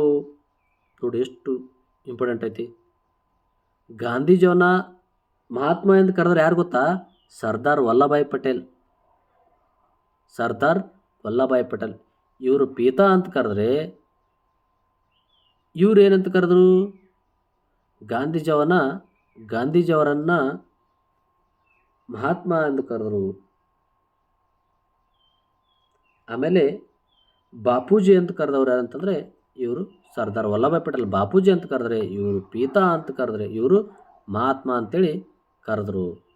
ರವೀಂದ್ರನಾಥ್ ಟ್ಯಾಗೋರ್ ಅವರು ಮಹಾತ್ಮ ಅಂತ, ಗಾಂಧೀಜಿಯವರನ್ನ ಮಹಾತ್ಮ ಅಂತ ಕರೆದ್ರೆ, ಸುಭಾಷ್ ಚಂದ್ರ ಅವರು ಪೀತಾ ಅಂತ ಕರೆದ್ರೆ, ಇವು ಬಾಪೂಜಿ ಅಂತ ಕರೆದರು ಸರ್ದಾರ್ ವಲ್ಲಭಾಯ್ ಪಟೇಲ್. ಆನಂತರ ಕ್ಯಾಬಿನೆಟ್ ಆಯೋಗ ಜಾರಿಗೆ ಬಂದ ವರ್ಷ ಅಥವಾ ಯಾವುದು ಅಂತೇಳಿ ಕ್ವಶನ್ ಕೇಳ್ಯಾರ. ಕ್ಯಾಬಿನೆಟ್ ಆಯೋಗ ಆಗಲೇ ನೋಡಿದನ್ನು. 24 March 1946, 22 May 1946, 22 March 1946, 20 May 1942, March 24, 1946 cabinet ಆಯೋಗ ಬಂತು. ಈ ಕ್ಯಾಬಿನೆಟ್ ಆಯೋಗದ ಮುಖ್ಯ ಉದ್ದೇಶ ಮುಂದಿನ ತರಗತಿಯಲ್ಲಿ ಸಂಪೂರ್ಣವಾಗಿ ಹೇಳ್ತಾ ಹೋಗ್ತೀನಿ. ಪ್ರೀತಿ ವಿದ್ಯಾರ್ಥಿಗಳೇ, ಥ್ಯಾಂಕ್ ಯು ಫಾರ್ ವಾಚಿಂಗ್. ಹೀಗೆ ಹೆಚ್ಚಿನ ವಿಡಿಯೋಗಳಿಗಾಗಿ ನನ್ನ ವಿಡಿಯೋಗಳನ್ನ ಶೇರ್ ಮಾಡಿರಿ, ಸಬ್ಸ್ಕ್ರೈಬ್ ಮಾಡಿರಿ. ನಮ್ಮ ಬಿಸಿಲು ನಾಡು ಬಳಗದ ಈ ಮಲ್ಲುಬೀರನ್ನ ಬೆಳೆಸ್ರಂತೇಳಿ ಸಂವಿಧಾನಕ್ಕೆ ಸಂಬಂಧಪಟ್ಟ ಹಲವಾರು ವಿಧಿಗಳು ಹೇಳ್ತೀನಿ, ತಿದ್ದುಪಡಿಗಳು, ಮೋಸ್ಟ್ ಇಂಪಾರ್ಟೆಂಟ್ ತಿದ್ದುಪಡಿಗಳದಾವ, ವಿಧಿಗಳದಾವ, ಭಾಗಗಳದಾವ, ಅನುಸೂಚಿಗಳದಾವ. ಅನುಸೂಚಿಗಳು 12 ಬಾಯ್ಪಟ್ಟು ಹೇಳೋದು. ಹೆಂಗೆ ಬಾಯ್ಪಟ್ಟು ಹೇಳೋದು? ಬಿದ್ದು ಒದ್ದಾಡಿ ಹೋಗ್ಬೇಕು ಕಡೆ. ಕೆಲವು ಇಂಪಾರ್ಟೆಂಟ್ ವಿಧಿಗಳ ಬಾಯ್ಪಾಟ್ ಮಾಡಬೇಕು, ಕೆಲವು ಇಂಪಾರ್ಟೆಂಟ್ ತಿದ್ದುಪಡಿಗಳ ಬಾಯ್ಪಾಟ್ ಮಾಡಬೇಕು. ಯಾಕಂತಾರೆ ಮೋಸ್ಟ್ ಇಂಪಾರ್ಟೆಂಟ್. ನಾವು ಹೈದರಾಬಾದ್ ಕರ್ನಾಟಕ 98ನೇ ತಿದ್ದುಪಡಿ ಬರ್ತದೆ. ಆಮೇಲೆ 71 ಜೆ ವಿಧಿ ಬರ್ತದೆ. ಆಮೇಲೆ 118ನೇ ಮಸೂದೆ ಬರ್ತದೆ ಹೈದರಾಬಾದ್ ಕರ್ನಾಟಕ ವಿಶೇಷ ಸಲುವಾಗಿ. ಇಂಥವು ಕೆಲವು ಇಂಪಾರ್ಟೆಂಟ್ ವಿಧಿಗಳು, ಭಾಗಗಳು ಮತ್ತು ಅನುಸೂಚಿಗಳನ್ನು ಬಾಯ್ಪಾಟ್ ಮಾಡಬೇಕು. 1ನೇ ವಿಧಿ ಏನು ಹೇಳ್ತಾ, 2ನೇ ವಿಧಿ ಏನು ಹೇಳ್ತಾ, 3ನೇ ವಿಧಿ ಏನು ಹೇಳ್ತದೆ, 1ನೇ ಭಾಗ ಏನು ಹೇಳ್ತದೆ, 2ನೇ ಭಾಗ ಏನು ಹೇಳ್ತದೆ, 3ನೇ ಭಾಗ ಏನು ಹೇಳ್ತದೆ, ಅನುಸೂಚಿಗಳು ಏನು ಹೇಳ್ತಾವೆ ನೋಡ್ರಿ. 12 ಅನುಸೂಚಿಗಳು ಬಾಯ್ಪಾಟ್ ಮಾಡಬೇಕು. ನಾನು ಬಾಯ್ಪಾಟ್ ಮಾಡಿಬಿಟ್ಟಿನಿ. 12 ವಿಧಿಗಳನ್ನು ಬಾಯ್ಪಾಟ್ ಮಾಡಿಬಿಡೋದು. 1ನೇ ಅನುಸೂಚಿ ಏನು ಹೇಳ್ತದೆ ಗೊತ್ತಾ? ಭೂಪ್ರದೇಶಗಳ ಬಗ್ಗೆ ಹೇಳ್ತದೆ. 28 ರಾಜ್ಯಗಳ ಏನು ಭೂಪ್ರದೇಶ ಅದಲ್ಲ, ಆ ಭೂಪ್ರದೇಶಗಳು ಮತ್ತು 8 ಕೇಂದ್ರಾಡಳಿತ ಪ್ರದೇಶಗಳ ಬಗ್ಗೆ ಹೇಳ್ತದೆ. 2ನೇ ಅನುಸೂಚಿ ಏನು ಹೇಳ್ತದೆ ಗೊತ್ತಾ? ವೇತನ ಅಥವಾ ಸಂಬಳ ಬಗ್ಗೆ ಹೇಳ್ತದೆ. ಸಂಬಳ ಅಥವಾ ವೇತನ ಬಗ್ಗೆ ಹೇಳ್ತದೆ. 3ನೇ ಅನುಸೂಚಿ ಏನು ಹೇಳ್ತದೆ ಗೊತ್ತಾ? ಪ್ರಮಾಣ ವಚನ ಬಗ್ಗೆ ಹೇಳ್ತದೆ. 4ನೇ ಅನುಸೂಚಿ ಏನು ಹೇಳ್ತದೆ ಗೊತ್ತಾ? ರಾಜ್ಯಸಭೆಯಲ್ಲಿ ರಾಜ್ಯಗಳ ಸ್ಥಾನಗಳ ಹಂಚಿಕೆ ಹೇಳ್ತದೆ. 4ನೇ ಅನುಸೂಚಿ ರಾಜ್ಯಸಭೆಯಲ್ಲಿ ರಾಜ್ಯ ಸ್ಥಾನಗಳ ಹಂಚಿಕೆ ಹೇಳಿದ್ರೆ 5ನೇ ದಿನ ಹೇಳ್ತದೆ ಗೊತ್ತಾ? ಪರಿಶಿಷ್ಟ ಜಾತಿ ಪರಿಶಿಷ್ಟ ಪಂಗಡ ಬಗ್ಗೆ ಹೇಳ್ತದ. 6ನೇ ದಿನ ಹೇಳ್ತದೆ ಗೊತ್ತಾ? ಬುಡಕಟ್ಟು ಜನಾಂಗದ ಬಗ್ಗೆ ಹೇಳ್ತದೆ. ಈಶಾನ್ಯ ರಾಜ್ಯಗಳ ಬಗ್ಗೆ ಹೇಳ್ತದೆ. 7ನೇ ದಿನ ಹೇಳ್ತದೆ ಗೊತ್ತಾ? ಕೇಂದ್ರ ಪಟ್ಟಿ ರಾಜ್ಯ ಪಟ್ಟಿ ಸಮವರ್ತಿ ಪಟ್ಟಿ ಬಗ್ಗೆ ಹೇಳ್ತದೆ. ಕೆಲವು ವಿಷಯಗಳದ ಕೇಂದ್ರ ಪಟ್ಟಿ ರಾಜ್ಯ ಪಟ್ಟಿ ಸಮವರ್ತಿ ಪಟ್ಟಿ ತರಗತಿಯಲ್ಲಿ ನೋಡ್ತಾ ಹೋಗೋಣ ಮುಂದೆ. 8ನೇದು ಭಾಷೆಗಳ ಬಗ್ಗೆ ಹೇಳ್ತದೆ. 22 ಭಾಷೆಗಳ ಬಗ್ಗೆ ಹೇಳ್ತದೆ. 9ನೇದು ಭೂ ಸುಧಾರಣೆ ಡಿ ದೇವದಾರ್ ಅವರು ಜಾರಿಗೆ ತಂದಿರತಕ್ಕಂಥ ಕೆಲವು ವ್ಯವಸ್ಥೆಗಳ ಬಗ್ಗೆ ಹೇಳ್ತದೆ. ಆಮೇಲೆ 10ನೇದು ಏನು ಹೇಳ್ತಾ? ಪಕ್ಷಾಂತರ ನಿಷೇಧ ಕಾಯ್ದೆ ಹೇಳ್ತದ. 11ನೇದು ಪಂಚಾಯತಿ, 12ನೇದು ಮುನ್ಸಿಪಾಲಿಟಿ. ಹೀಗೆ 12 ಅನುಸೂಚಿಗಳನ್ನು ಬಾಯ್ಪಾಟ್ ಮಾಡಬೇಕು ನೀವು. ಆಗ ಸ್ಪರ್ಧಾತ್ಮಕ ಪರೀಕ್ಷೆ ಎದುರಿಸಬಹುದು. ಅದಕ್ಕೆ ಇಲ್ಲಿವರೆಗೆ ಈ ತರಗತಿಯನ್ನು ನೋಡಿದ್ದಕ್ಕೆ ಧನ್ಯವಾದಗಳು. ಹೀಗೆ ನನ್ನ ತರಗತಿಯನ್ನು ನೋಡಿ ವೀಕ್ಷಿಸಿ, ಶೇರ್ ಮಾಡಿರಿ, ಸಬ್ಸ್ಕ್ರೈಬ್ ಮಾಡಿರಿ ಅಂತೇಳಿ ಇವತ್ತಿನ ತರಗತಿನ ಇಲ್ಲಿಗೆ ಮುಗಿಸೋದು. ಧನ್ಯವಾದಗಳು. Thank you.